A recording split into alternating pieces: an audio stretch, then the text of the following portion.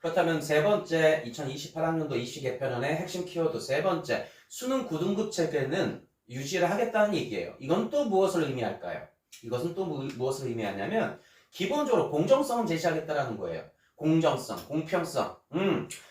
각 교과별 범위에 제한을 둔다고 하죠. 사탐, 특히나 사탐과 탐, 통합사회와 통합과학으로 제한을 둬버렸어요. 평가 기준을 동일한 기준에서 맞춰놓겠다. 그리고 또 하나 킬러 문항을 삭제시키겠다. 킬러 문항은 보통 2%대, 정답률이 2%대에서 7%대 정도 수준을 보통 킬러 문제라고 얘기하는데 이 킬러 문항들을 아예 배제를 하겠다는 얘기예요. 자, 그렇다면 이 공정성을 제시한다라고 하는 것은 무엇을 의미하느냐? 이 공정성이라고 하는 것은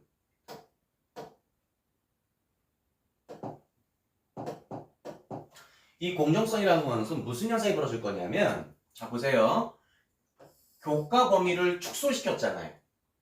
킬러 문항을 축소시켰잖아. 그렇다면 문항 자체는 쉬워질까요? 쉬워진다는 걸 의미할까요? 아니죠. 문항 범위는 그러니까 범주 자체는 축소가 되더라도 난이도도 축소가 되더라도 준킬러 문제가 상승되겠다. 이 준킬러가 많아진다는 걸 또 뭘 의미할까요?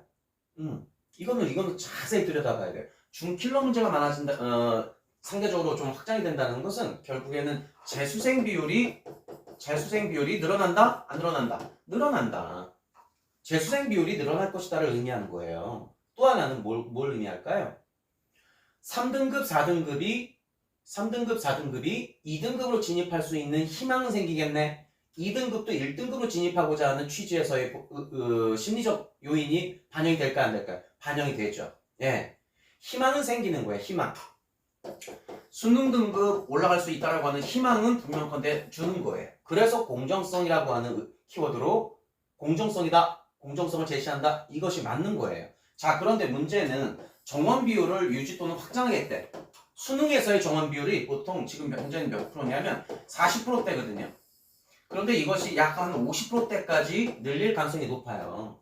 40에서 50%대까지 늘어났다? 이것은 뭘 의미하냐? 코로나 세대에 대한 나름의 배려예요. 저는 이렇게 봐요.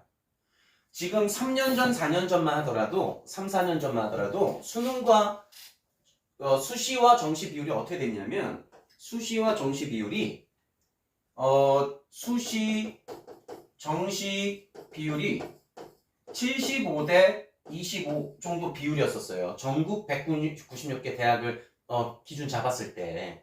그런데 이 수시 비율이 높았으나 정시 비율이 이 정도 수준이었는데 왜 갑자기 40%대까지 올라가고 이걸 최대 50%대까지 올리겠다라고 얘기하느냐? 이거는 선택의 의지가 없는 거예요. 이 코로나 3년 때문에 코로나 세대 3년이 현재 우리 중3아가들이 이제 마지막 커트라인 세대잖아요. 요 세대까지는 40%대 50%대 유지하겠는데 2028학년도도 40%대 50%대까지 유지하겠다는 얘기. 이건 뭐냐면 코로나 3년 때문에 지금 거의 한 6년 계층이 멈춰서 있었던 시기라고 보면 돼요.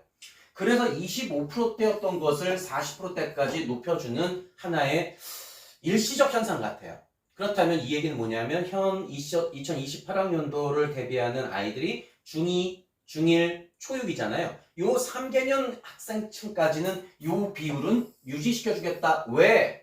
코로나 때문에 니들 진로 기반 고교학점제를 시행하려고 하는데 너희들 진로 없이 목표 없이 기준 없이 고등학교를 맞이할 수는 없잖아. 하지만 맞이할 수밖에 없는 아이들 이 정도는 대비해 줄게. 그런데 아까 재수생 비율이 높아진다고 해서 낮아진다고 했어요. 높아진다고 했죠? 재수생 비율이 높아지기 때문에 현 학생들, 현 고3으로 되는 아이들이 고3이 되는 순간 정시 비율이 아무리 늘어났다 하더라도 이해 합당한 진입 비율이 이거를 100% 유지한다는 것은 보장이 안 되는 거잖아요. 맞죠? 재수생이 이 40%에서 50% 중에 3분의 1 정도를 차지해요. 예. 그렇다면 나머지 3분의 1을 현 고3 애들이 진입하는 하나의 창구 역할을 해주는 걸로 그렇게 의미를 부여하면 되는 겁니다. 그래서 현재 초등학교 6학년 정도 수준 아이까지는 아마도 수능 체계에서의 이 확정원 비율은 40%대에서 50%대 비율을 유지하지 않을까? 이렇게 예측이 되는 부분입니다. 이것은 확정된 내용은 아닙니다. 그렇다면 변별은 어떻게 한다고요? 준킬러 문항으로 확정한다고요. 이 준킬러 문제가 등장하면 누가 유리할까? 누가 유리할까? 1등급의 아이들에게는 절대적으로 유리하죠. 2등급 아이들에게는 기회의 요소가 되죠. 그래서 재수생 급증이 예상이 되는 거죠. 확실합니다.